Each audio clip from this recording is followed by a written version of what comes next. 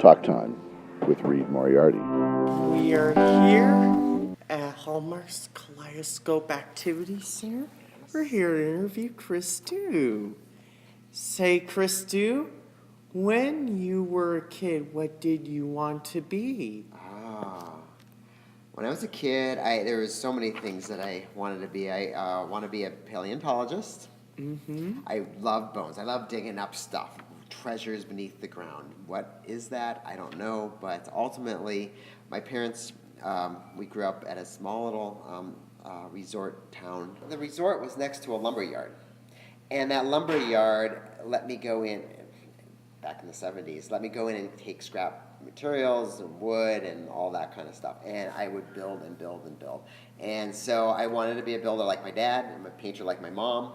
And somehow I was able to combine that into what I do now at Kaleidoscope. So I didn't go into paleontology, but I was digging, and I'm still digging it for scraps and stuff that make interesting things. All right. Who were some of your best art teachers, Chris? Oh, well, there's two. Mr. Thorcell. Mr. Thorcell thought that I could conquer the world, so he had more confidence in me than I had in myself. And then Mr. Jorgensen in high school was a interesting guy. We had just built a new high school, and I was allowed to do all the mascots, so the big billboards for our conference teams that would go into the gym. And so I spent pretty much my junior year making those mascots. I interviewed a real live mascot. His name was Slugger. Slugger. Wow. All right. Well, that's historical, actually, to be getting an interview with Slugger after the World Series. Cool. All right. So tell me something you made as a teenager, Chris. Made as a teenager, besides those mascot murals. What I made...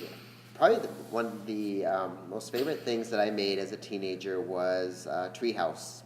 A treehouse that overlooked our 3 by 5 mile lake that we owned a house off maybe a half mile or so from that lake. And I was able to build this great little lookout, treehouse right on the edge of that water. And that probably was my favorite thing. So... how did you get involved with the Hallmark Kaleidoscope Center? Ooh, by luck, by just great luck. I was a Hallmark employee. I was a greeting card artist. I created for about 18 months. And at that point, I wasn't sure if I wanted to be at Hallmark. I thought there was other things that I wanted to do. I was looking at going to Disney. I wanted to be an Imagineer. I wanted to still be a kid, I guess, and I thought, Sesame Street and working maybe in New York could be a really interesting career, or just be a ski bum in northern, either Wisconsin, but my parents had just moved to Park City, Utah, and I thought, well, maybe that's what I'll do, and I'll just illustrate out of their house, and I'll eventually, who knows what. But all said and done, this job, Kaleidoscope, opened up the same day I was doing my exit interview at Hallmark. So I went in, and our human resources said, hey, I know you're interested in things with kids, and Kaleidoscope has a position open. And so there I landed, and here I am. All right. You know what the interesting thing is, my portfolio piece that I showed for here, my Halloween costume, I created a big 6-foot papier-mâché character that I would shoot silly string out of the mouth. Silly string. Yeah, and I brought that in through the front door, and I just set that next to the front desk where you see the desk today. And we did our interview, after we did a little show and tell about that piece. And I said, I can make anything, and I think I can make things that would be appropriate for Kaleidoscope. Perfect fit, Chris Dew. Love it.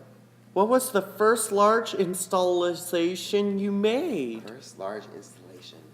Kaleidoscope, honestly, yes.